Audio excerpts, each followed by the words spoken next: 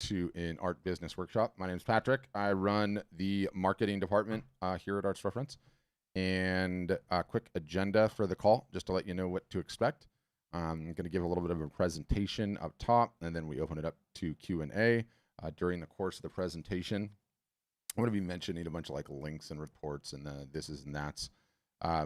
Some of those links that we'll throw into the chat, and the chat's at like, there's a button for the chat that you can see at the bottom of your Zoom window. So why isn't that coming up? There it is. There's this little row of buttons on the bottom. It pretty much looks the same if you're on the cell phone, but you can hit the chat button, and we throw links in there from time to time. You can also drop questions in there, by the way, if you have them, and we will get to those in the Q&A portion. And then what else? Afterwards, if you have to leave early or jump off or whatever, we'll send you an email that'll have this whole session recorded on a web page with like all of the links on there. So you don't necessarily have to click on the links if you don't want to. And we can get into it. So, I like starting these things out sort of saying, let's assume for a minute that on this call, and to a lesser extent, the people that are watching the various different streams on YouTube and Facebook and Twitter, let's assume that you guys are all a diverse group of creatives, right? And you're in various different niches and subject materials and from different walks of life and different geographical areas, varying ages, and varying levels of experience. Let's also assume that you're here because you're looking to figure out a way to better monetize your creative talents. And for some of you guys, that very well might be selling your very first piece. You're just trying to get started. For some of you, it might be like, I want a side hustle. I want something that brings in side income. And it doesn't have to be my full-time job right away, but I'd like a side business. And some want to get out of the side business and, into something that could potentially replace their full-time job. Some had a business that was really doing pretty well pre-COVID, and then COVID kind of destroyed some of the revenue sources, and you're trying to figure out what to do, what's next. A few of you probably have a decent sized business and you're looking to take it to the next level. And then, I get a regular batch of folks that are nearing retirement and they really want to retire and have their art business, their photography business generate some consistent income, something fun to do in retirement. So what's interesting about that particular group, as mentioned, is as diverse a bunch as you all are, there's one thing that unites every single solitary one of you. And I don't have to talk to you to even know this. Y'all have a marketing problem. Every single solitary person on this call does. See, Hava's laughing there. She's nodding her head secretly. She's like, yep, I do. I know I do. It's okay. I know. And how do I know? I've been doing this for a long time, like years and years and years. And what do I mean by this? I mean, trying to figure out how to fix the marketing problem, trying to figure out how to apply digital marketing online and off to effectively grow an art business. And, one of the things that we do, we're a very proactive company. A lot of times we'll work with our customers on case studies, marketing initiatives. It could be a sale, it could be a live art show, it could be running ads or whatever. And I've sold hundreds of thousands of dollars of art this year, assisting my customers. So I feel like I've got a pretty good beat on what it takes to do that. And, in addition to that, I talk to hundreds of you guys week in and week out, both on these sessions with folks like you, that are curious about what we do at Art Storefronts, and then also internally with my customers. And, if you do enough of that, pattern recognition becomes a real thing, right? Like, I've talked to more artists and photographers than just about any human being alive. And I've been doing that for quite some time now. And I really feel like that underscores some of my opinions and sort of observations about where this industry is at a macro and where 99.9% of artists and photographers fall into. In addition to that, one of the things that we do in trying to understand like our own marketing is people will fill out demos on our site. We can get into that later, but they say, hey, here's my name, here's my email, here's my website. Well, what do? We go and check out the website, and then we check out the Facebook page, and we check out the Instagram account, we check out YouTube, and we get on your email list. And you do that enough, and it further underscores how significant the marketing problem is, right? Like, no one is doing it consistently if they're doing it at all. And to sort of add to the pile, we have a little bit over 5,500 customers at Art Storefronts currently. And myself, my team, we study their data. And we sort of study with this like who, what, and how approach, right? The who is the most successful artist or photographer that we have on the platform, and let's go study what they're doing. And we discipline ourselves on who are actually truly getting incredibly good results, who are selling a tremendous amount of art. And then we get into the what are they selling? How much is it? What is it? Is it an original? Is it a commission? Is it a print? Is it a limited edition? What media type is it on? Are there frames included? Are they selling classes? Are they selling merch? What does that look like? What is their AOV, average order value?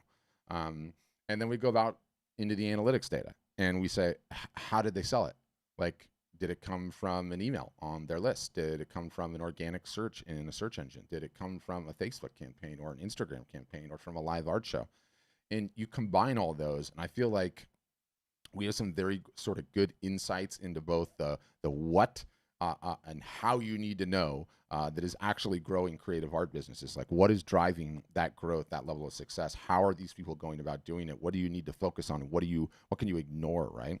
So sort of the purpose of the presentation that I give up front on this is laying down some premises, some principles, a set of rules that we feel like we need to establish is the way forward before we can even get into your marketing problem, before we can even get into your website situation, before we can even get into niche selection or pricing or what to do about limited editions. And one of the ways that I love sort of explaining this is there's a maxim that applies to investing. And the maxim goes, you don't have to get a whole lot right as long as you don't get a whole lot wrong. Meaning, if you're putting money away for retirement on a consistent basis, and you're not placing those investments in risky stocks or speculative real estate or anything else, you're just invested in an S&P 500 mutual fund, and you do that consistently over the course of your working life, when you retire, you're going to do quite well. You don't have to get a whole lot right as long as you don't get a whole lot wrong. And I think that's really powerful, right? It's not that difficult to be a successful investor if you have the right ideas in mind and you don't screw up on anything and you have the right time horizon. Well, that maxim applies to this business too. You don't have to get a whole lot right as long as you don't get a whole lot wrong. And sadly, there's quite a few artists, quite a few photographers that for years and years and years have been getting some big things wrong. And when you get the big things wrong, it makes it very, very difficult to succeed in this business. And so one of the sort of ways that I use to explain this is to sort of lay this out is I've created this thing that I call the art selling pyramid. Okay. And I stole it from Maslow's hierarchy of needs. I borrowed it. The bottom block in like Maslow's pyramid, and the sort of the idea is you have to sort the bottom block first before you can even get up to the next block. No different if you're building the pyramid, right? You can't start at the top block.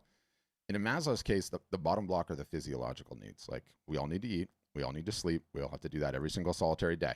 Once we sort that, we can get to the next block up, which is safety, a roof over our head. Apparently we can start lifting weights, making money, on and on and on. So I sort of copied that concept, and I call this the path to a successful art business in 2021 and beyond. And fundamentally, it is so true. It is so, so true. You get this, you get this one wrong, and it makes it very, very difficult to succeed in this business. The bottom block is attention. And by attention, it's the currency of the land we live in. With it, you can do anything. Without it, you're not in the game. I mean, it's eyeballs on your art. Every single solitary person on this Zoom call needs more of them. If you want to sell more art, if you want your business to grow year over year, you're going to need more attention. That comes down to marketing, right? And I would love to sit here and tell you that in the day and age that we live in, 2021, that the best art or the best photography wins. It doesn't. The best art or the best photography that gets seen wins. And there's a big difference between the two. And one of the ways that I love punctuating sort of this thought, this opinion is, and this is a little bit controversial, but you're going to give a presentation, you got to spice it up a little bit. If I asked you who are some of the most powerful women in the world, how would you respond to that? You know how I respond to it? It's Kardashian-Jenner sisters. Why is it the Kardashian-Jenner sisters? We can all argue about how these surgically altered, well-endowed women went about getting the attention that they have. What we can't argue is what they've turned it into. Each one of them has a 5, 10, 15, 50, $100 million business. They haven't flown commercial in the last 15 years. They have houses everywhere. And the point in me bringing that up is you have to respect those women. They intuitively understand what the currency of the land is. It's attention. And with it, you can do anything.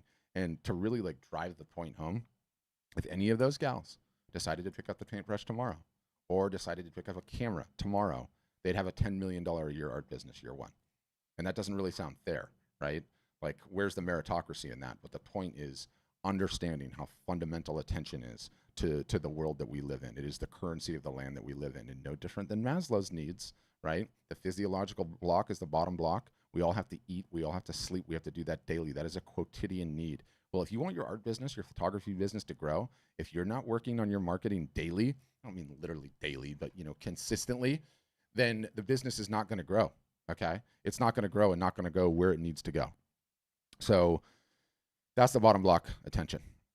The next block has an inner and an outer section to it. The outer section is you have to understand the business model, and the second is a collector list. First, let's talk about the business model. You have to sell direct. You have to sell direct to the end consumer such that you maintain the information on the end consumer such that you can market to the end consumer in perpetuity, okay? You have to be able to market to these folks for the rest of your art selling life.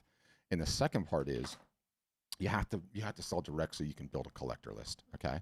And a collector list, a concept I borrowed from this book. I want you guys to buy it. It's awesome.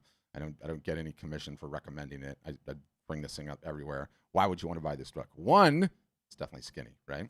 Two, it's by Weiland, and he's the #1 best-selling artist in the United States. I sort of just heard that through the chain. I haven't verified that independently, but it's got to be close to true. Guy's got galleries everywhere. He's killing it. Point is, he knows what he's talking about. Weiland, the whale guy. So he defines as a collector, and a collector for him is someone that will purchase 8+ pieces of art, or have purchased 8+ pieces of art over the course of their relationship with him. And sort of his idea is that he treats these folks like they're staying in the Four Seasons. He's sending them personalized, the personal Christmas card, right? He sends them personal emails. He goes and likes their posts on Instagram. He literally treats them like they're staying in the Four Seasons. And in his book, he goes into like the tactical of some of the things that he does, which is why I think you should buy it. But what's interesting is that I read that maybe, 5 or 6 years ago, and it stuck with me, but I didn't have the experience at that point in time of years and years and years of seeing my customers who did understand this and have taken care of a collector list. And fundamentally, what I've learned about this business is that you're all commissioned salespeople at the end of the day. You are, in 99.9% of the cases, solopreneurs. You don't have a team. You don't have a staff. You go and create the thing. And then after you're done creating the thing, which is difficult enough as is, I get it, then you have to go and sell the thing. And if you go out there and you work hard and you sell the thing, however you decide to go about doing that, then you get paid. And if you don't, you don't, right? The art, the photography doesn't just fly out of the walls of your house and into other people's walls and you get paid. So what happens when you start building a collector list and you take care of a collector list is you go from being a commissioned salesperson to a commissioned salesperson with a base salary. And this is fundamentally so important. You create a new series of works, and let's just say it's 10 pieces, okay? And I'm going to say 10 pieces such that you keep the math simple. You're going to release the 10 new pieces to the public on a Wednesday. On a Sunday, you write an email, and it's to your collector list.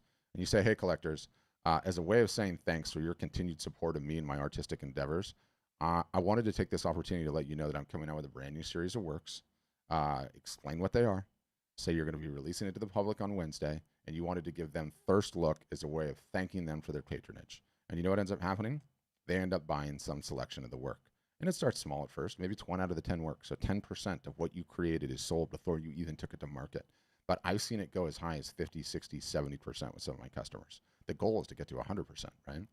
And you do this year over year over year. The collector list builds. Year over year over year, you are continuing to sell your products before you even take them to market.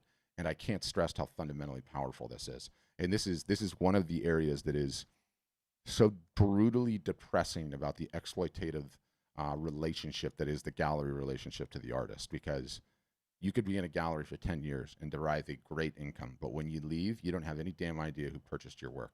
You don't have any idea who your collectors are. You have no ability to market to them in the future. You have no ability to treat them like they're staying in the Four Seasons, and it makes it very, very difficult to survive when something like COVID comes along the corner. So critically important, those two concepts. Once we get that sorted, we're working on our attention. We're selling direct. We're taking care of a collector list. There's 3 ways to sell art. All of you need to be aware of the 3. And my argument is that all of you guys need to be deploying them when the situation calls for it. Okay, now the best way, trick question, you guys know this, is in person's face-to-face. It always has been, it always will be. That's never going to change, right? But there's a problem in the sense that myself, Hawthorne, Andrew, Mark here, we are all geographically fixed on this planet, and we have to sleep, and we can't have 15 conversations at once. So you have to have a website. Okay, your art has to be up on a website. It needs to be able to be purchased on the website. They need to be able to move themselves down the sales funnel and get closer to purchasing. So you have to have a website. It's critical. There's a new way though. And this new way is the single solitary greatest advancement that this industry has seen in forever. And it's not even close. And what is it? It's exactly what we're doing right now. It's leveraging live video, okay, in either a one-to-one or a one-to-many fashion. I'm going to start with the one-to-one. Let's say I follow Hava here on Instagram, and she posts that jazzy-looking green piece behind her on her Instagram feed. And I'm sat on the couch, and I'm watching my soccer highlights, and I'm like, wow, that thing looks pretty cool. And I leaned over to my wife, and I say, sweetie, look at this thing. Isn't that cool? She's like, yeah, that is cool. And it turns out we're remodeling our kitchen. So we need a big piece. And so I write Hava an Instagram direct message, and I say, Hava, my wife and I were following you on Instagram, and we saw that piece. We're super interested in it. I wonder if we could talk about it. And what Hava says back to me, and she's like, no problem, Patrick. Let's jump in a Zoom call. And we get it scheduled. And then the next thing you know, my wife and I are in a Zoom call with Hava. And my wife and I are the two decision makers in this transaction. She's got both of them in a room. And she starts talking about the piece. And she starts talking about her inspiration. And we get to know one another, and we're bonding. And it turns out her dog comes running into the room. She has a dog. I've got a dog. Here's my dog. You want to? So what that does is that significantly truncates a sales cycle. Okay, it is essentially putting a catalyst onto a chemical reaction that could have taken weeks and months and years, and you're just speeding it up. You're truncating the timeline. And there's so many different iterations of this, and I know already that almost none of you are doing this. Maybe one or two of you have done this once or twice, but you're not actively seeking out these one-on-one art consultations via video, right? And what does something like that look like, right? And it's like, what if I came to your website, and in addition to a phone number, I had the ability to book an appointment, and I could do in this case, this gentleman has a retail gallery of his own, and he also has the ability to book a virtual art consultation, and he sets his days aside on the calendar. And all you have to do is pick the date on the calendar that you want, pick the time, confirm, and the next thing you know, you are in a scheduled Zoom call with this gentleman. That's the one-to-one. That's just one of the many iterations of this. The situation I explained with Hava is another one. This is the one-to-many, okay? And this is an example of a live art show. And in this case, you have a painter that lives in Canada and Quebec. This is his garage studio. He had a bunch of older works. He actually looks like he was dancing there for a second. I don't have any idea what he's doing. But he had a bunch of older works that he was sitting on for years and years and years. Don't even look anything like his new style. And he decided to have what he called a basement sale. And this one was in November. The first two that we did with them, I want to get my timeline straight here because this was cool. It was in the middle of COVID. Lockdown, like of last year. So it was, I think it was like June 9th, 2020. And again, weird old pieces. This particular gentleman ran two of these sales over a 15-day period, again, in the height of COVID. And, he ended up selling 62 pieces for a little bit over $30,000 Canadian. We saw those results and we're like, wow, that's really fundamentally pretty insane. But this is also a guy that has a decent Instagram following, and his new works are insane. And he'll have gallery shows where he'll sell a little bit over $100,000 at once. So the fact that he got those results, that's got to be a one-off, right? So we decided to sort of put that notion to the test. And since his two basement sales, my job on the marketing team here is to ensure that my customers are successful. So when we find success like that, remember when I said we study success? That's not normal to sell 60 pieces for $30,000 Canadian without leaving your house, right? So we're like, okay, let's see if we can duplicate it. So this is Meg. She's a painter from Kansas City, super talented. And she was moving from one studio space that she rented into another studio space. And so she had a bunch of these smaller pieces and color studies and sketches and stuff out of her sketchbook, not frame stuff. And she had 82 pieces in the show. Remember what I said about the collector list? She sold 46% of the show to her collector list before the thing even started. Show was on a Wednesday. She emailed the list on a Sunday. 46% gone. But in this particular one, she sold 62 pieces out of the 80, and it was for somewhere around $13,000 or a little bit under that. Since then, we've run hundreds of these guys, different artists, different niches, different size social followings, different disciplines, different everything. And you go through these examples and you look at all these faces, and instantaneously you realize some things. You're like, wait a minute, these people look just like me. Wait a minute, they have the same goofy headphones I have. Wait a minute, it turns out they don't live in an art gallery either. They live in a normal house, right? Like we all do. They don't have hair. They don't have makeup on, right? Like there's no fancy sound equipment. I got to keep scrolling here to go through these. Some of them are wearing white gloves, right?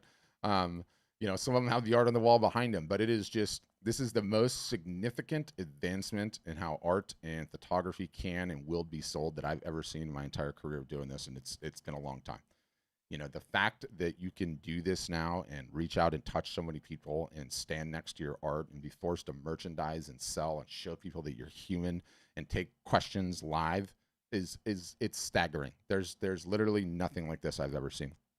Unless you think that art storefronts, your friendly neighborhood small business is the only people figuring this out. Your industry doesn't have a lot of reports. This one's put out by Art Basel and UBS Global. They call it the Art Market Report. And once you go through this, I'm going to send you the link. You should check it out. It's a cool report. I mean, disclaimer, these reports, they only survey artists making well over $100,000 a year into this several million. So you kind of have to take it with a grain of salt, right?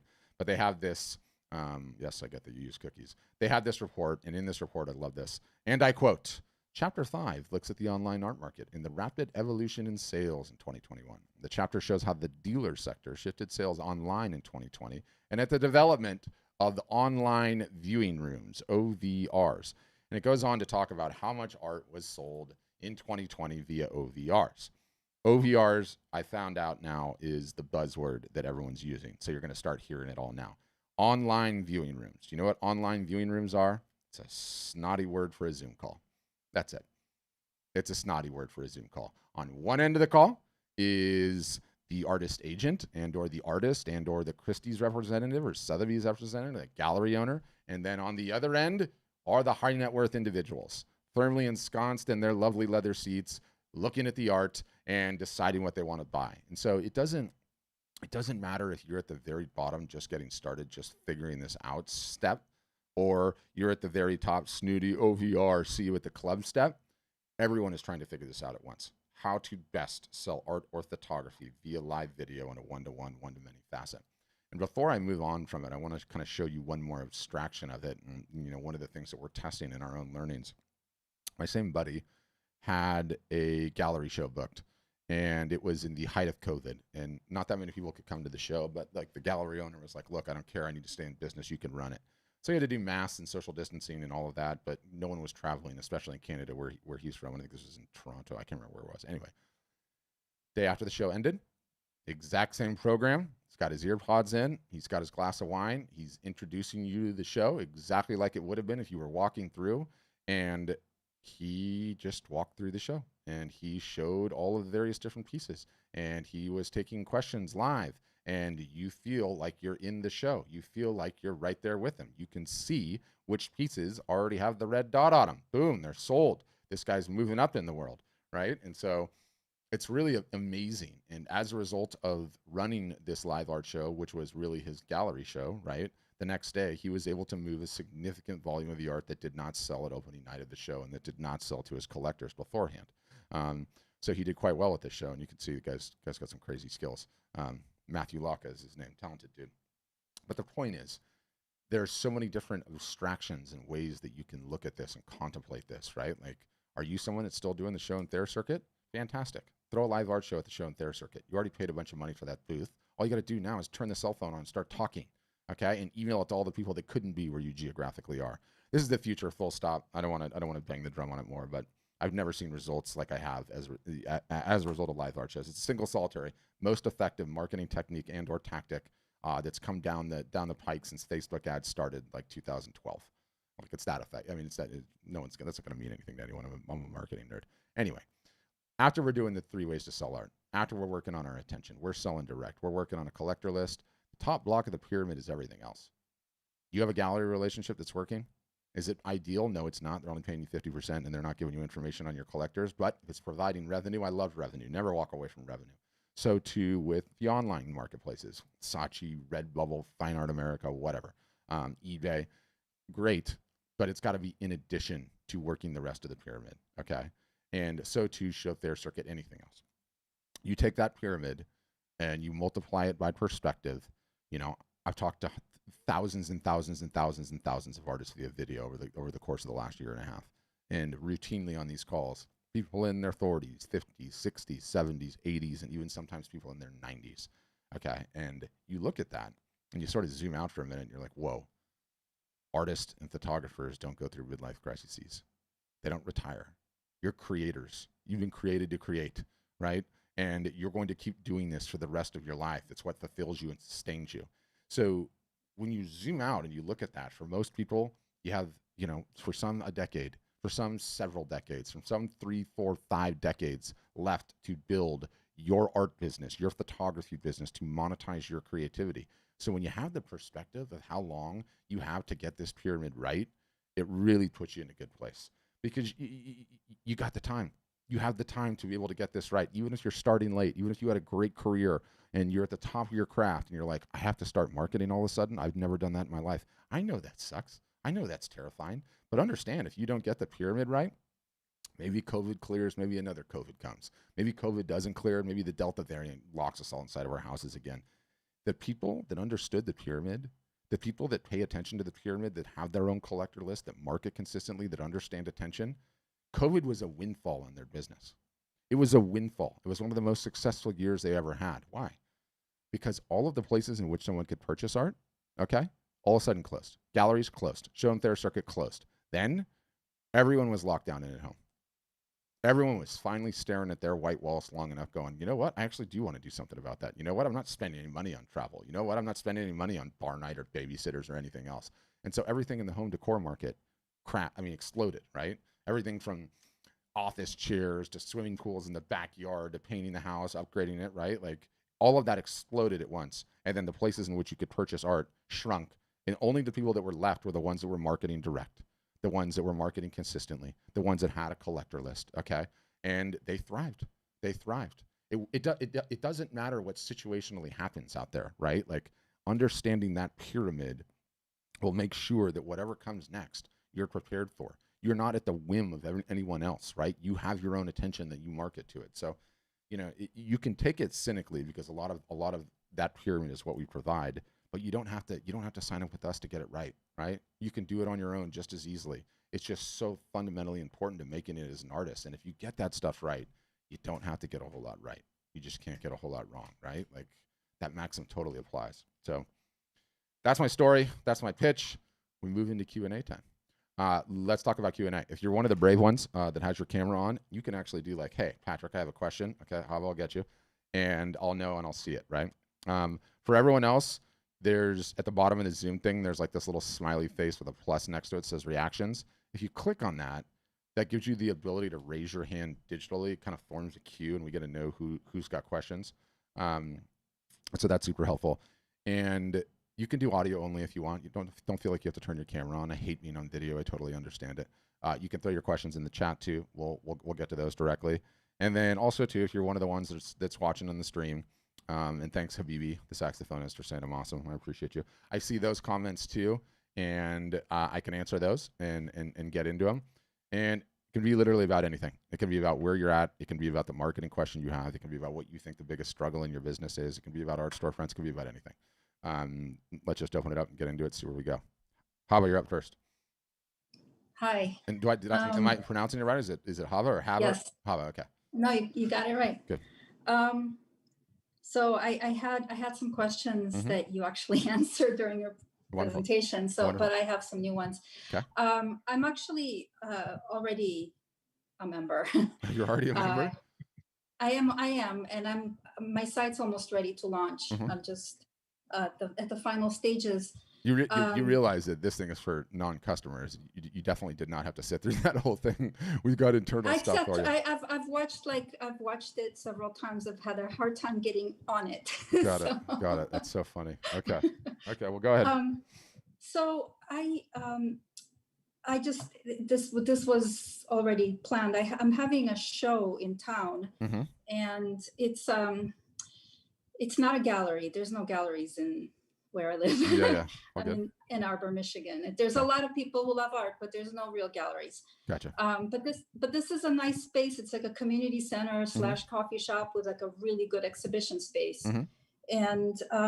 And this is going to be like the fourth time I'm having a show locally. And I've always heard, because they're all in places where there isn't like a gallerista sitting there, Mm-hmm. and I'm not there. Mm-hmm. But when I come back a month later, 3 months later to pick up my work, I hear that a lot of people were asking if I sell prints. Yes. Yes. A lot of, and that's never been the case, because I've just never, I didn't want to tackle it until I found you guys. Yeah. So so one of the things I'm definitely going to do is create a QR code that Mm-hmm. takes you directly to the prints Yep. shop, Yep. and embed it into the label of each Yes. painting. Yes. Um, And by the way, I- like that has come, that technology for us has finally come such a far way. Like when we created that, it's not like we like we're pioneers, but when we created that for our own, like people weren't really using QR codes in the US, almost like not at all, like, fringe. But now I feel like in my hometown, you almost can't go to a restaurant anymore without it being plastered same on the here. table. Like people get Same it now, here. it's like it's become a thing. Yeah. And so I mean, I don't know if it's like, if I have, the location is in the middle of campus. Yeah. And so I would say like 75% of the people who will come through and see it are students. Mm-hmm.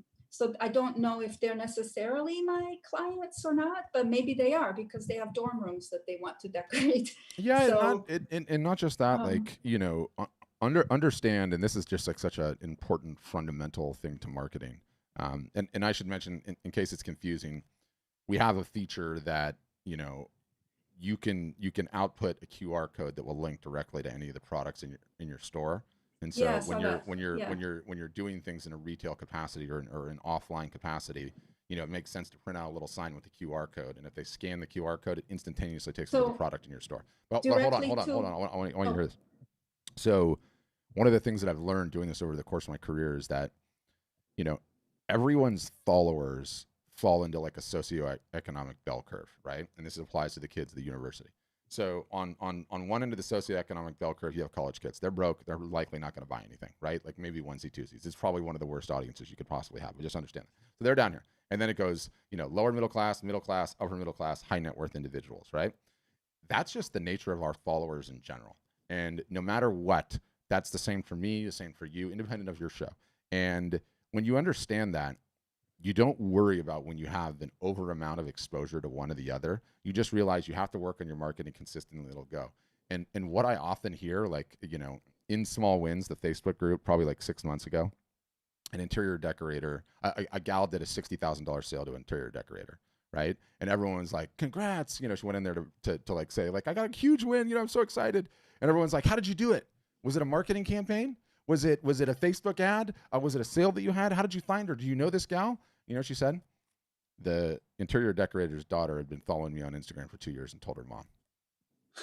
Wow. Right? So it's like, don't ignore this opportunity that you have to go after college kids. Like, they're not going to be your best buyer, not by a long shot, but guess what? Their parents might, right? They might get turned on to it and send it to their high net worth uncle or whatever. So yeah, you still do it. My question is, how can I use this, like real exhibition to help, because I'm basically going to be launching my site. But the show opens October 1st. Okay. I'm gonna hopefully have like a soft launch before then, but I wanted to like sort of do the giveaway so that. Yes. So we have a couple of playbooks that we'll send you. Okay. April, send her the live or the show and fair fish bowl one, send her the show and fair contest one, and then we'll send you the QR you already know how to do. But there's a bunch of different marketing opportunities that we can recommend on that. And I would also say, come to office hours and bring it up too, because there's some stuff that we reserve for members, so we don't communicate on these forward ones. And I'll tell you about some of the other things that I want you to do ahead of that. One last thing about that, because you were talking about the live shows, and Matthew did one at the gallery. Yeah. And I thought, I could do something like that there. Just walk through. 100% you should. But I guess I don't know, like We have a how play. to do that live. We have a playbook on that too. All you need is this, Okay. some AirPods, ideally. Otherwise, just this. And we have a whole playbook on that too. Step by step, walks you through the entire thing. Okay, great. Yeah. Thanks. Yeah. Welcome aboard. Thank you. Yeah. All right, guys. What else? Questions? The only ones I can pick on are the ones that have their camera on. So Vern, that means you. Mark, got to pick on you. Becky, if you guys have questions, you can just raise your hand to let me know. Otherwise, literally ask away about just about anything that we're doing. While you guys are contemplating whether or not you have questions, understand how an important a time of year we are entering into right now is. Q4 starts October 1st, last 3 months of the year. For a good portion of our customers, they will sell more art in the fourth quarter than they will the other 3 quarters combined.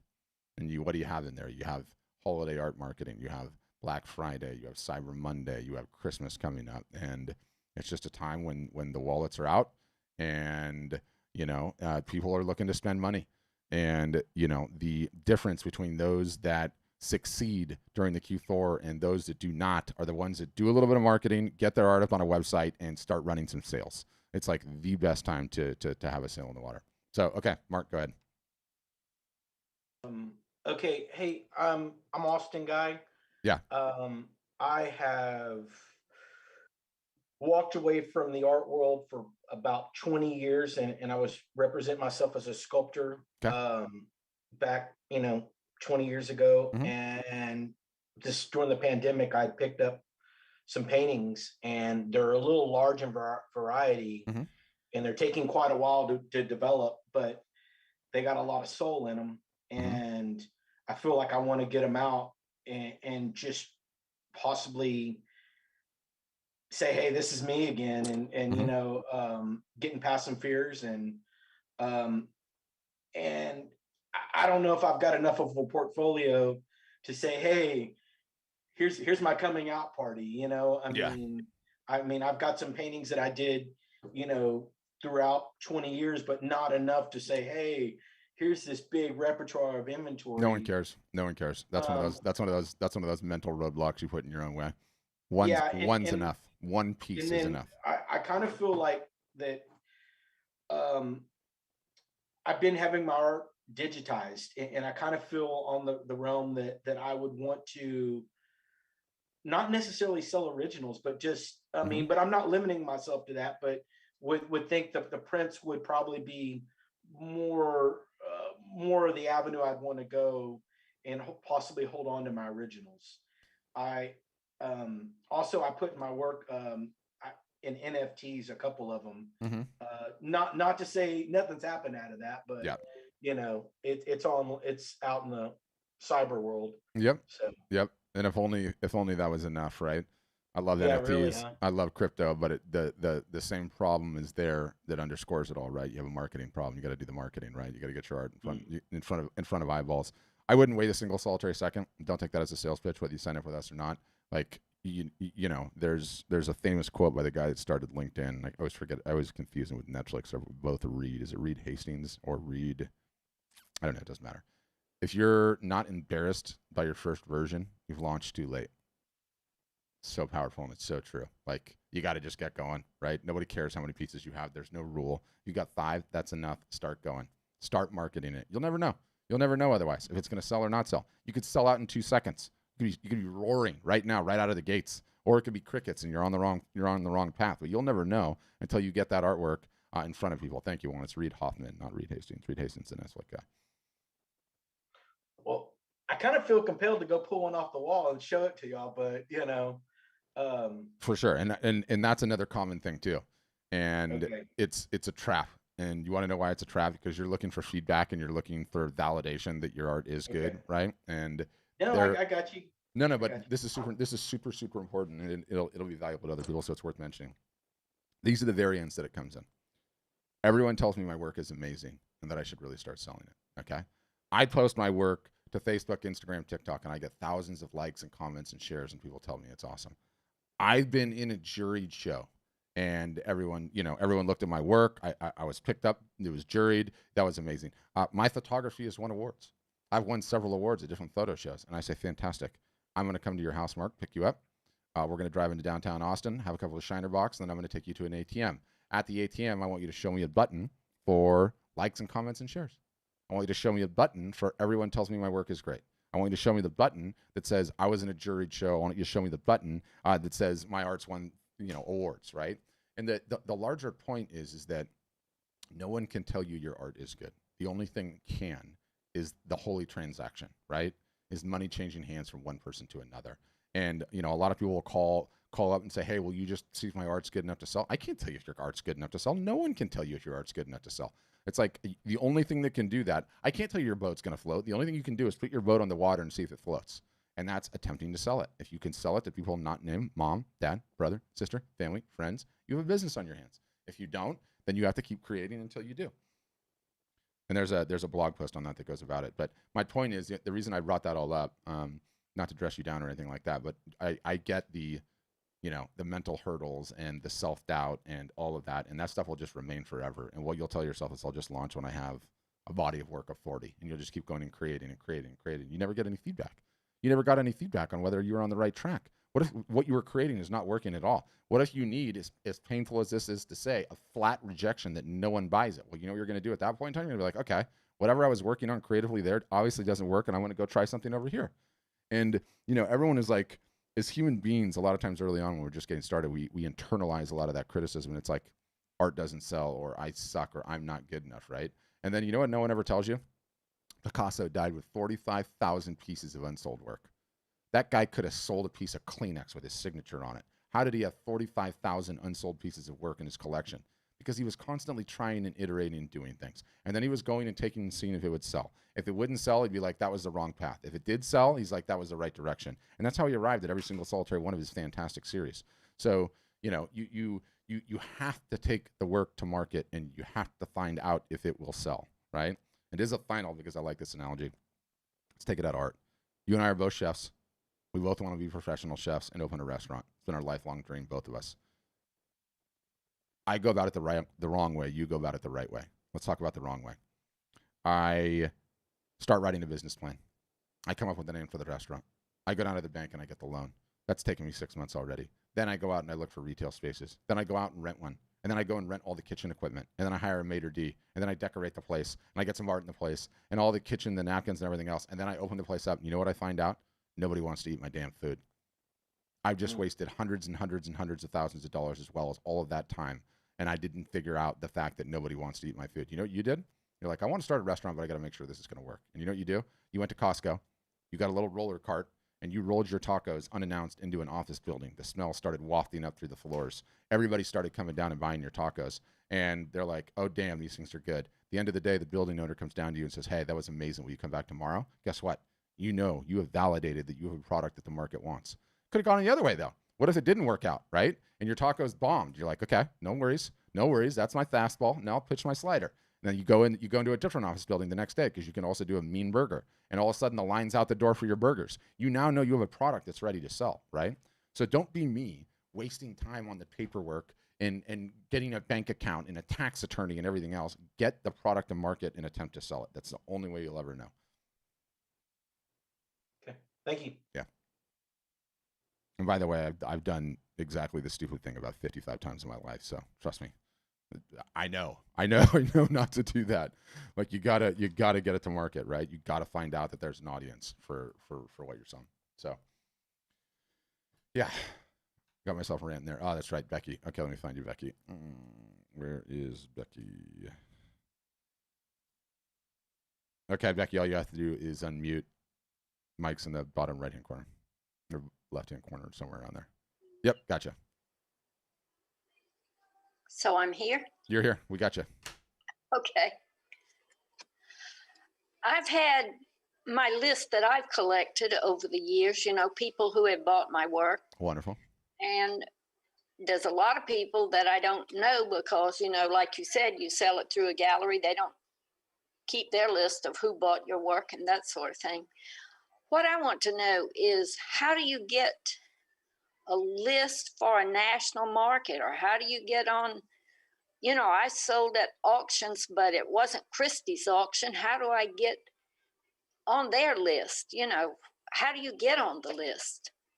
Yeah, so I think you're conflating a few things, but you know, if you have your own collector list, then you market to it consistently all year long, and at random times those people want to buy, and you make sales that way.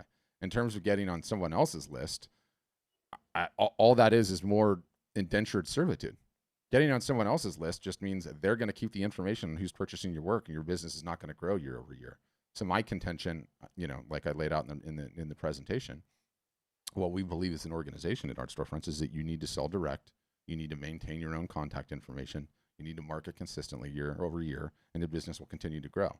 Like, you know, thinking that you're going to magically get on someone else's list, like there's not some magical list of high net worth individuals out there that if you just got on it, a whole bunch of art would sell.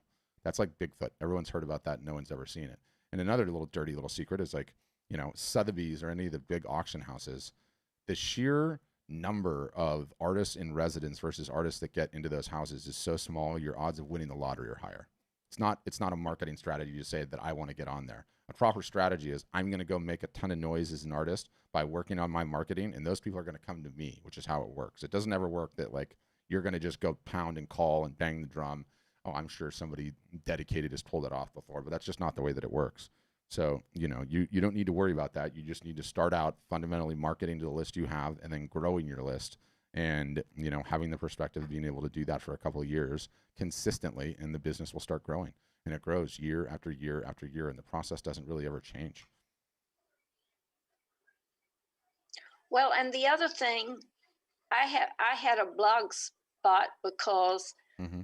a lot of people say that my work tells stories. Did I Mhm. write them down? So I started writing them down. Wonderful. And then I sent out my stories to my list that I had on the computer. Mm-hmm. And it's like I was hacked or something, because and my computer supplier can't straighten it out. So, you know, that's worthless to me now. All the stories are lost. No, the stories are still on the blog spot. Mm-hmm. But my ability to send them out has been lost. Oh, well, that's a really easy one to reacquire. I mean, you can do a different, you know, do a different thing. You know, do a different email service provider. Okay. Yeah, you just need to start focusing on your marketing consistently. I mean, that's the problem. All right. Thank you. Yeah. And it's good that you have those stories too, by the way.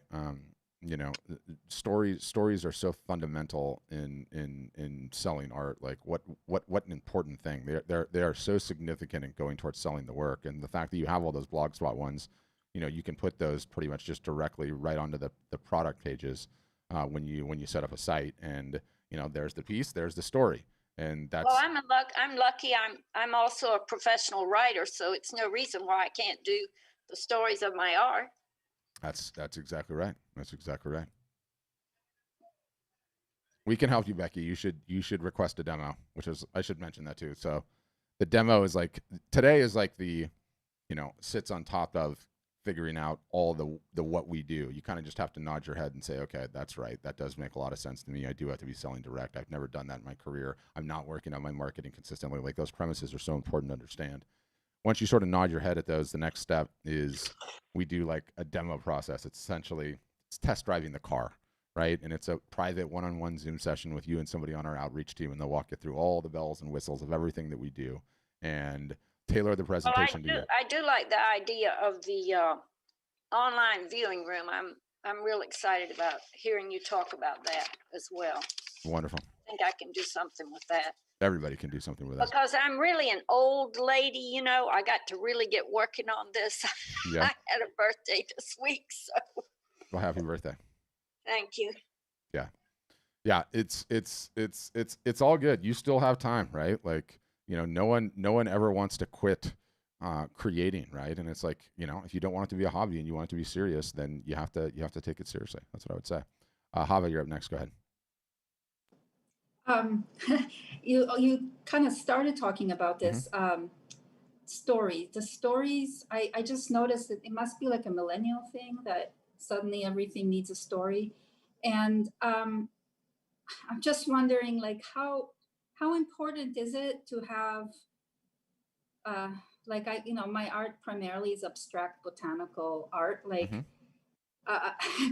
uh, other than my like artist statements, there isn't really a story, and I don't know if that it takes away from it, because when I was doing the pages, there's like 3 different blocks for text, Mm-hmm. which seems really intimidating to me. And I guess I was wondering, maybe I can like hire like a millennial who's a good writer to do my stories for me. Is that Yeah, it's you don't necessarily have to be a professional writer. The sort of the larger point of it is like, and this was underscored to me and so powerful recently. And I might as well pull it up because it'll give you a good example. Another customer that we have, mega talented, and do I have a site pulled up? Oh, I do. Mega talented wildlife photographer. Okay, this guy has won every single solitary award that there is. Like, April can put a link to his site in the chat. He's, I might as well just show you. Oh, oops, go back. What happened there? Page not found. How is this about me page not? I don't know what happened. Anyway, his name's Tim Lehman. He's like a Nat Geo, BBC, Planet Earth kind of a guy, and he's a nature photographer, right? And the issue that so many nature photographers have is like, you look at some of the works on his homepage and it's like, these are amazing, right? Like, these are some incredible photos. There's no two ways about it. Like this one, and I think he's got it even bigger on his other site. This one won like all kinds of awards, okay, like Entwined Lives or whatever, and it's not properly formatted. Let's see if it's better formatted here. Let me just see if I can make it big. Let's see what size he offers it. He doesn't even offer it that big. That's not a good view. Anyway, the point is that all of us all day long are just bombarded with one 2D image after another 2D image after another 2D image after another 2D image. And it's like, this is an incredible photograph, no question, but I just look at photographs all day. So then what happens is that he's like, well, I don't really have a story. Like, this is just a wildlife photograph. And I'm like, really? Is it? Were you in the tree with that animal? Because that looks kind of terrifying. That giant orangutan is like climbing up there. He's like, no. So I had to get to this place at 4:30 in the morning. I used the ropes and I hoisted myself 200 feet up into the canopy at approximately an elevation of 350 feet. Then I festooned a GoPro and a motion sensor on the tree adjacent to this particular animal. Then I climbed back down and I waited. When I knew that he was there, I started adjusting and taking photos. I took photos for the 22 minutes in which he was climbing up and past this particular tree. And then when I got back, I had this one, right? And there's a little story. It was simple. It was quick, and all of a sudden it went from just a normal little, photo of an orangutan to a photo of an orangutan with a story. And it makes it so much more powerful. So it's not like you need a full blown written prose, incredible. You like, what's your inspiration? Where did you grow up? Right? Like, what is your background, by the way? Where did you grow up with that name? Hava Gurvich. Russian Israeli. See, story's starting to get interesting already. Okay. Yeah, but that's the about me story. I'm talking about like. Yeah, but my point is that all of those life experiences that you've had have informed why you create what you create, right? Like about why the particular art that you have inspires you, and part of the story could just be like who your inspirations are, right? And like where you've come up with ideas. It's not like you have to write a full blown prose for each piece. It's just never underestimate story. It's not a millennial thing. It's like a. So it's is it okay if like I have 12 pieces that are all botanical and they basically have the same little thing about? Okay. Yes. Do you know what's great though? Right. You know what's great though when you run the live art show is like when you have. Oh, I can talk all day. If it's exactly, live. And there's your stories, right? So you don't need a millennial to write them. All you need is a millennial to transcribe them after you're done talking about them, right? Yeah, that's true. Yeah. Okay. Thanks. That's a good point. Thanks. Yeah. Wait, so do you speak English, Russian, and Russian, Hebrew, English, and Italian? She kills me. See, is Javier more interesting by the minute? Now she's a polyglot too, 4 languages. Like, people would listen to those stories, right? People would definitely listen to those stories. That's amazing. Come to office hours internally too. You're missing on a bunch of rad customer stuff. I unmuted you again. All right, hold on. Gotcha. I was just gonna say that now that I've had all my questions answered, I'm gonna leave, but I don't want you to feel like I just No, bailed. I won't. I So, won't. I won't. Don't apologies. worry. Don't Thank you. worry. This was really helpful. Yeah. Awesome. Yeah, great questions. Oh, Nicole, you had questions too, don't you? I'm gonna find Nicole. Let me find you. All right, go ahead, Nicole. Oh, hi. Hi. No, I guess And are you a Oh, nature look. are you a nature photographer too, by the way? no, I'm not a nature photographer. But you just follow I Nat do Geo. yeah, like mostly fine art photography. So like, I'm still dabbling. Yeah. To be totally honest, I've only ever sold one piece. Okay. I mostly do commission works Yeah. and like I work with corporate clients and do like headshots and things like that. But I'd love to Get into the fine art side, yeah. roll into the fine art stuff Yeah. because I mean it floats my boat, right? Like I like doing what I want to do. For sure. mean, as I think For sure. probably everyone here feels. Yeah, no, I was just like thinking about the stories behind it. And because I don't have a series, like I have a bunch that I love that I feel like other people, might like and so forth. But it's so new to me. Yeah. So Yeah. It's nice in many ways to have the approach that you have the approach, right? Because there's a lot of people that and let's use artists as an example in contrast to photographers. Like, I want to get started and I want to start this seriously and I want this to be my career, right? Well, it's pretty hard to do that as an artist right out of the gates, 0 to 1, right? Like, you're not gonna have a full-time job year one, that's for sure. When you're a photographer, you have the service-based income to sort of bolster you and give the time for you to properly bake the fine art portion of the business, right? Which will take years and years and years. Also, you know, you because you have all of these people that have come to know, like, and trust you as a photographer, right? Because you've taken their headshots, you've done whatever for them.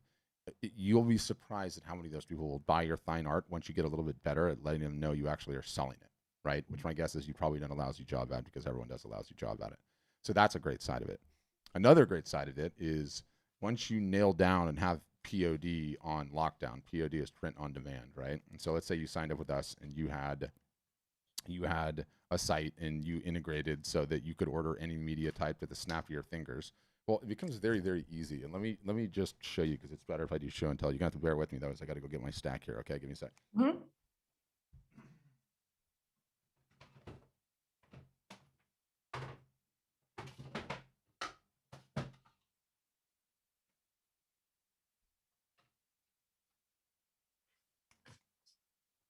So a service-based photographer's business, fundamentally at its core, is just trading dollars to hours, right? You're just trading dollars for hours. That's it. You can book a bunch more portrait sessions or book a bunch more whatever sessions that they are, and maybe you can raise your prices.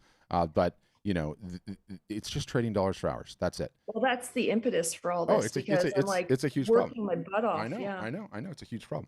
So, Yeah. one of the only ways that you can really grow that side of your business is by increasing your AOV, your average order value. And let's just say you charge $100 an hour and you did a 5-hour session, $500, right? And those are what you book all the time. And unless you raise your rates, it's very hard to get in higher AOV. But once you become the print matter expert, and once every single solitary time you go to those shoots, you have a little stack with you, and you say, by the way, one of the services that I offer to my clients is print fulfillment on any of the above. I can take care of it. And let me just show you what a metal print looks like. And you have a tiny little metal print. You know how small this is? Tiny. Okay. And let me just show you what a wood print looks like. And this is wood. Okay. And I'll show you that. And then let me just show you what an acrylic print looks like. And this is acrylic, and I have a green screen, so it's looking a little goofy. So there's an acrylic print. And let me just show you what canvas looks like. Edge to edge, ready to hang, no frame needed. And here's a print on a fine art paper.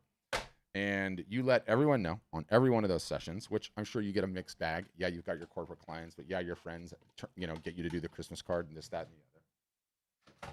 Once you become the subject matter expert on all things printing, okay, and they know that you're the go-to person and you have this all plugged in through your website, and they don't have to go to Costco or Sam's Club or the local Photomat or whatever to get prints made. All of a sudden, your AOV starts going up from $500 a session to $750 to $800, right? All of a sudden you become the one to go to if they need a print. And then all of a sudden you're having them do that on your website. And oh, by the way, there's all your fine art, right? So it's a more strategic and intelligent way to approach the business. And a great way to look at it. And so few do. So long and the short is we can help you if you're taking it seriously, honestly, significantly. Okay. I've got an appointment with you guys at 1:00, so I should probably pop off. Yeah. Okay. Thanks, guys. Yeah. Bye. Thank you.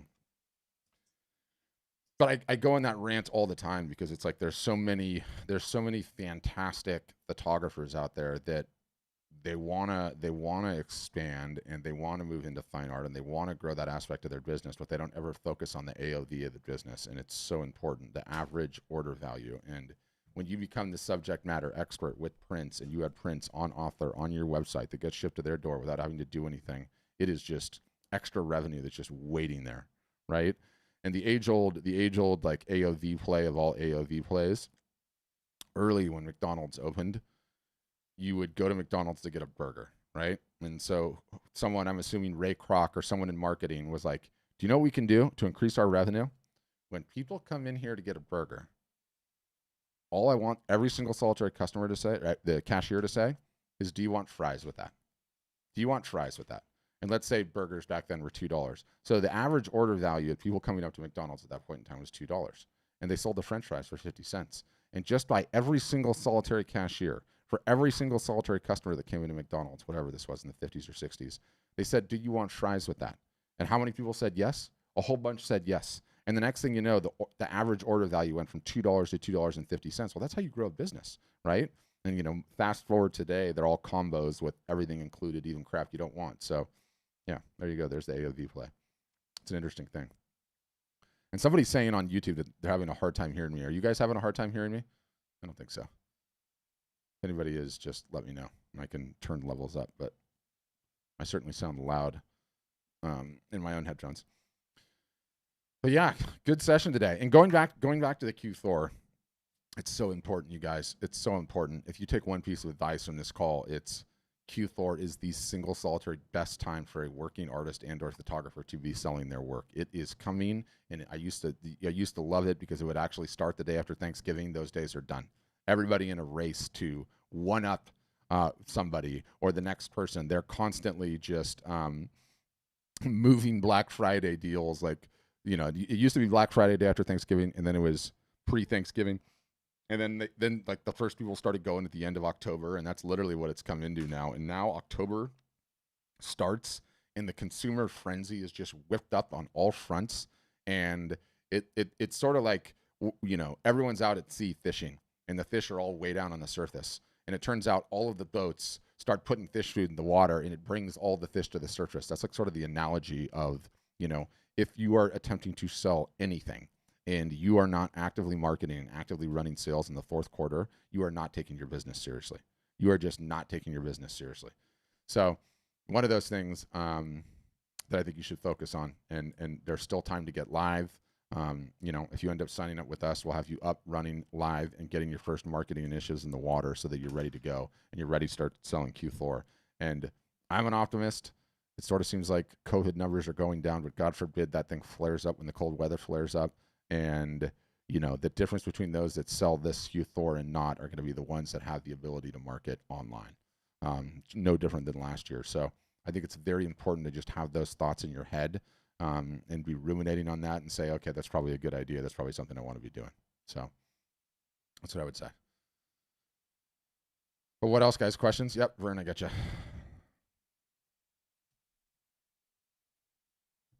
You're unmuted, Vern. Go ahead. You just have to hit the mic icon. It's a bottom left-hand corner, Vern. There'll be like a mic icon, and you just have to click it once, and that usually does it. And you can unmute yourself. I'll let you know when you get it. Yeah, I still can't hear you. I'm going to ask to unmute one more time. Don't worry, we're going to get this. So it's like literally a mic icon, and it should be at the bottom left-hand corner of your Zoom, and then literally you just click it like a button, and what that does is that unmutes you. Yep, there gotcha. you go. Gotcha. Is that better? Yeah, gotcha. All right. I was looking for a little hand. I've followed you for quite some time and have been interested in ASF the whole time. And I have a number of questions that I'd like to ask you. And it has to do not so much with what I need to do to get my product out there, It's more about the structure of what you might provide that's going to move me from where I am to where I think I could be. Mm-hmm. And so I have a couple of questions along those lines. There's several components to running this business from my perspective. There's blogs, there's websites, there's social media options, mailing lists for customer base, and on and on. Mm-hmm. And if I go ahead and sign up and step into this full bore, are there like playbooks for these different components? How do these get managed, and what should I expect? At that point, I'm not seeing that in following just the normal website stuff that you've been promoting, and you promote it really well. Yeah. So I guess I'm looking for yeah, where do I know go from exactly. here if I pull the trigger. Yeah, I know exactly. So, you know, I'll zoom out and I'll say at a macro, like our job, well, our highest level job is to kill the starving artist problem. Our next level job, though, is to have that entire bell curve covered, right? And let me explain the bell curve. It's simpler. There's the folks that want complete DIY, do it yourself, right? And I can talk about what that looks like with all the help we provide there. And then there's folks that want some sort of level of hybrid. And then there's folks that want fully managed, right? Where everything is done for them. And we provide all of it. We provide all of it. So on the DIY side, we give everyone a calendar that tells you what to do 365 days a year. This is when we're going to run a show. This is when you're going to post here. This is when you're going to post on Instagram. This is when you're going to run a live art show.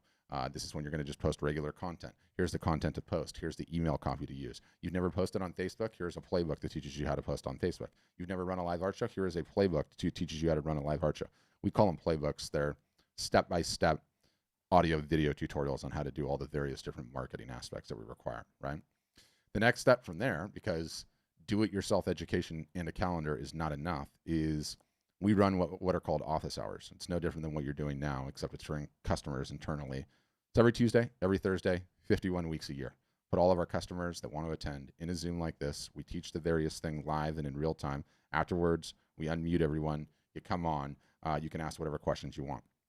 In addition to that, we offer a pretty crazy level of support in the sense that 6 days a week, you can come and get tech support, no different than this, via Zoom, where not only do we support our application, but if you're having a problem with Facebook, you're having a problem with Instagram, you're having a problem with your email service provider, we'll get you unstuck on that as well. Then, when you don't want to do something, we have a full-blown in-house agency. And the in-house agency, you can pay to do things. You can pay to have them run a live art show for you, or to run a sales campaign for you, or to handle your social media, or to do 100% of your marketing for you. So the balance in between and how you strike it and how you decide to go about it is utterly, totally, and completely up to you, but you're supported for life. That's why we charge what we charge. And if you haven't, Vern, I'll have somebody call you to get a demo, because then you get to see sort of behind. Have you already had a demo or no? I have not. Yeah, you need to. Then you can see behind the curtain all the bells, all the whistles, all the marketing, what it all looks like, what the vault looks like, how we house everything, all of that, the whole shebang, and then you can make your choice, make your decision, right? But everyone, as we mature as a business, I sort of realize that myself, my team, that like we need to have that whole bell curve covered, right? Like if you want to come in on the cheapest plan and do everything on your own, we'll provide the best resources possible for that. If you want fully managed, we'll provide resources for that. If you want some sort of hybrid where you're going to do most things, but you want us to take care of your Facebook and Instagram ads, we're going to do that, right? And then, is that those kinds of support by the hour or by a quote? We usually do it in packages. Some of them are recurring services monthly. Some of them are one-offs off the shelves. Like if you come in and you're like, my Instagram profile sucks, I need the whole thing dressed up, then we have like a $300 package where we'll completely tune up your entire Instagram profile, 100% of it all the time, Okay. right? Also, even getting live too. Like, it's sort of the premise underscoring the whole thing, and then I'll go back to the get live, is like 99 out of 100 artists and photographers do not want to do the marketing, period, any of it ever. You just want to create and have a big business. I know that. We all get that, right? That's just the way that it works out there. And so we've constantly been scrambling to like strike the balance of what that looks like, because what I realize is that, and you've seen this in our marketing materials, that everyone has a marketing problem. No one has a website problem. No one has a quality of art problem. No one has a pricing problem. You can't even have any of those problems until you fix the marketing problem, right? So we have to fix it. We have to fix it no matter what. And a great deal of our customers are full-time whatever, right? They have full-time jobs. This is a side hustle for them. And they want it to grow into their full-time, but they're working their job for income, whatever it is, and they don't have the time to do the marketing that I want them to do, right? Or they only have time to do a smaller portion of the marketing that I want them to do. And they're like, look, I don't want to do the 0 to 1, 0 to 2, 0 to 3. I want you to just get the business 0 to 5 for me, right? And we have to cater to those people, but we have to have everything in between. So there's like the options are all over the place. And where I was going, like some people just do not want to build the website at all. So we have that as a service now. We'll build the whole thing for you. You don't touch anything. You drop your images in a folder, say, here's my About Me section, build it, right? And so we do that. We do that for some people too. So all of that stuff's there. You don't even have to worry about it. I'll have somebody call you, Vern, for the demo. You look at the demo and you decide. Okay. I appreciate that. Thank you. Yeah, no worries. One less thing and one less form to fill out, which, trust me, I know no one likes filling out forms. It's sort of annoying, but you know, it's the world that we live in today. Yeah, go ahead, James. I got you.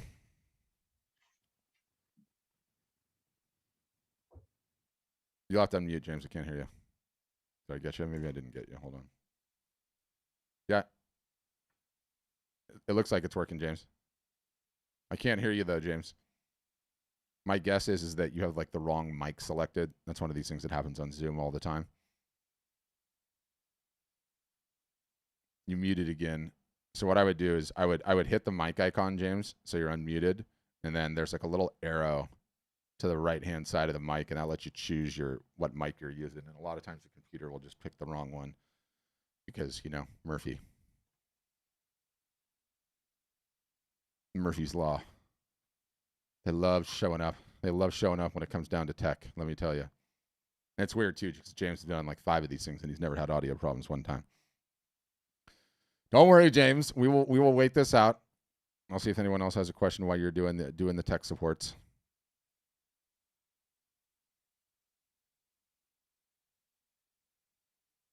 Someone has changed their name in here to a very interesting name, and yet stayed around. I still find it humorous. I'm not gonna repeat that name, but I think it's funny. But yeah, anyone else? Questions? Why James doing his IT? Yeah, I got you, Steven. Go ahead.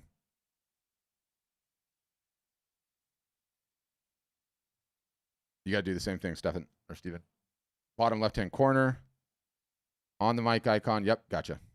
Okay. Yeah, I'm an old sculptor and mural painter. I had a stroke a few years ago, and so I don't do much in the way of big murals, but I can still paint with little and do small pieces. I don't do any more big bronzes, I hope.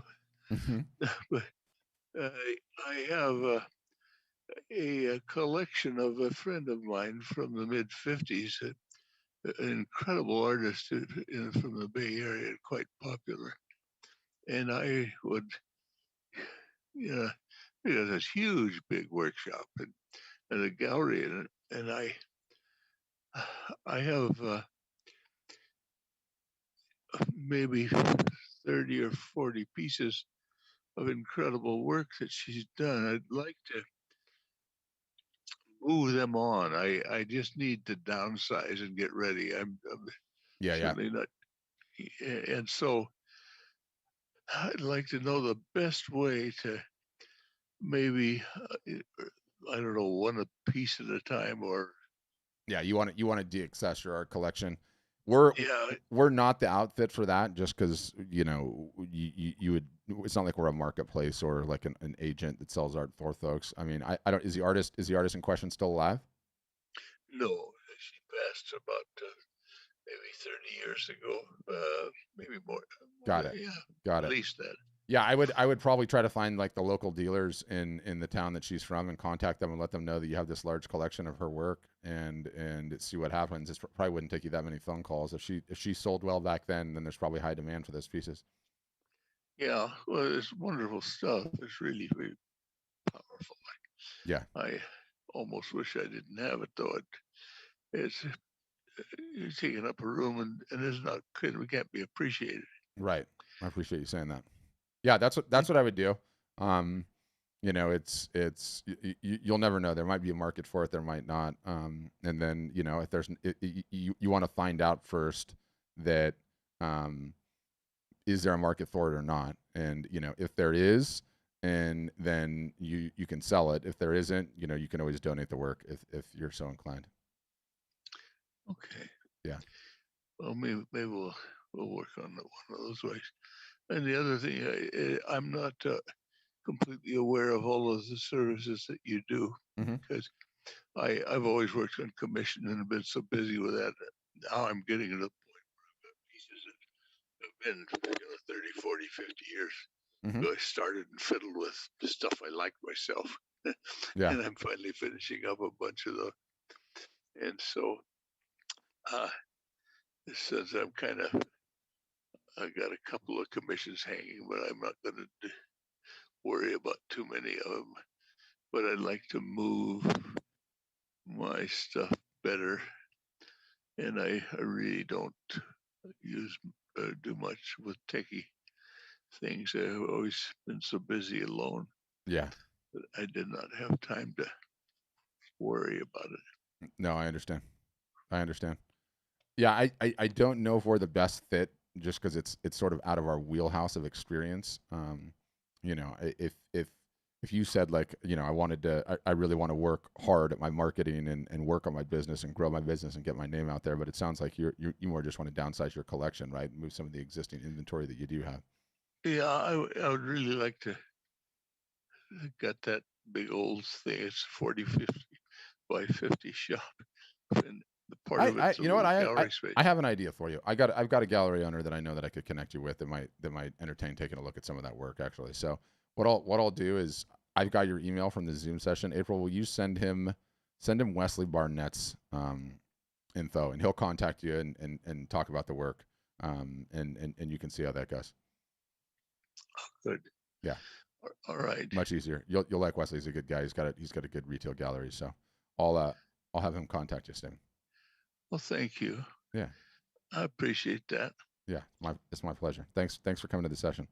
Okay, Tien's up next, and then James, we'll circle back to you and see if we can get the audio working. And again, Tien, you'll need to unmute. I'll let you know when you get it.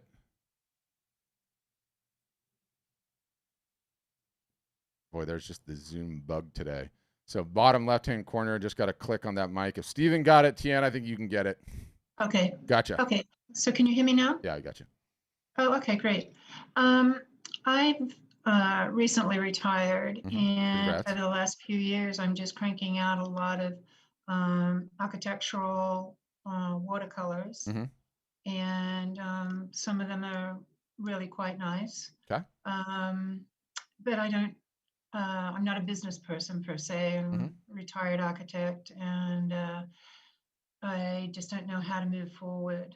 And I just keep painting, and I just have quite a large collection. Yeah, the inventory is building up, which is great because you want to move a lot of that stuff, and the live art shows are so insanely effective at that. Yeah, so I just don't know what's the first step. Yeah, I mean, we could let me just ask you big picture. Do you want to build a business out of this, or is it just a hobby in retirement, or do you really just want to move the work the one time and be done with it? Like, where do you fall on that scale? No, I'd like to be able to sell the work. Yeah. And now that I've got a fairly large body, I feel pretty confident about it. Yeah. Yeah, I think that's amazing. I think we can help you for sure. We'll have somebody contact you for the demo, and you can see all the bells and whistles, and they'll walk you through some of the steps. I mean, you will have to do some work on marketing, right, and running some live art shows. But I love large bodies of work because there's so many great opportunities to sell. Yeah. Yeah. We just need to show you the way, so to speak. Okay. So how can you get in touch with me? We've got your email address because you signed up for this thing, and so okay. The reason I say we'll get in touch with you, it's just sort of a nice thing to do. Like, I can send you a link and say go fill out the form, or I can just say, you know what, I'll have somebody contact you. It's one less thing. Okay. All right. Thanks so much. Yeah, my pleasure. Okay, James, we'll give this another shot. Let's see how it goes.